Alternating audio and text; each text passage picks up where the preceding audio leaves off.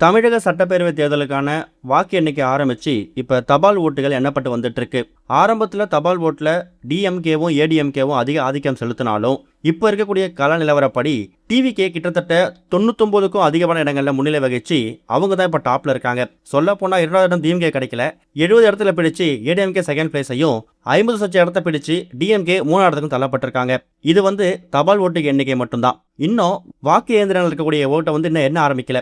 அப்படி எண்ணும்போது கண்டிப்பா அது விஜய்க்கு சாதகமா மாறுமா இல்ல பாதகமா மாறுமா அப்படிங்கிறது தெரியல. இந்த மாதிரி சுச்சுவேஷன்ல ஒரு விஜய் ரசிகராகவும் டிவிக்கு தொண்டராகவும் சாதாரண மக்களோட மனநிலை இப்படி இருக்கும்போது, ஒரு படபடப்பு இருக்கும்போது, ஒரு கட்சியோட தலைவர், அதுவும் கட்சி ஆரம்பிச்சு 2 வருஷம் தான் ஆகுது, கட்சி ஆரம்பிச்ச முதல் தேர்தல் அப்படிங்கிறதால தளபதி விஜய் அவரோட மனநிலை என்னவா இருக்கும் அப்படிங்கிறது ஒரு கேள்விக்குறிதான். எலெக்ஷனுக்கு முன்னாடி நடந்த எல்லா மீட்டிங்லையுமே ரொம்ப கான்ஃபிடண்டா இருந்தாரு. அதுலயும் கண்டிப்பா டிவிக்கு பெரும்பான்மையோட ஆட்சி அமைக்கும் அப்படிங்கிறதுல உறுதியா இருந்தாரு. ஏன்னா எந்த விதமான கூட்டணியும் அமைக்காம தனித்தியா தான் போட்டிட்டாங்க. 234ல எடப்பாடியை தவிர மீதி இருக்கிற 233 தொகுதிகளையும் டிவிக்கு தனியாக தேர்தல் களம்பிடிச்சிருக்காங்க. அப்படிப்பட்ட விஜய் அவர்கள் இப்ப எலெக்ஷன் டே அன்னைக்கு ரொம்ப சாந்தமா தான் இருக்காராம். அவர் வீட்டில் எப்பவும் போல மெடிடேஷன் பண்ணிட்டு எலெக்ஷன் ரிசல்ட்டை பார்த்து என்ஜாய் பண்ணிட்டு இருக்காரு அப்படின்னு தகவல் கிடைச்சிருக்குது.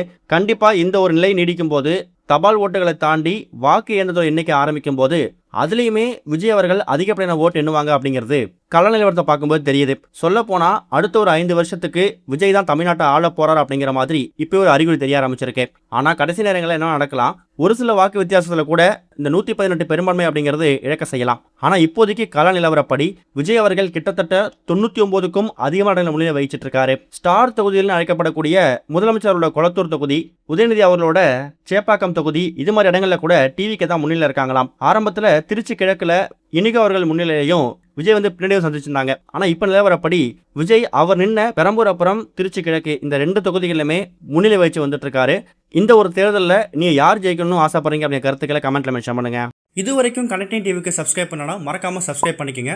உடனடி அப்டேட்ஸ் பெறுவதற்கு நோட்டிபிகேஷன் பெல்லையும் கிளிக் பண்ணிக்கங்க.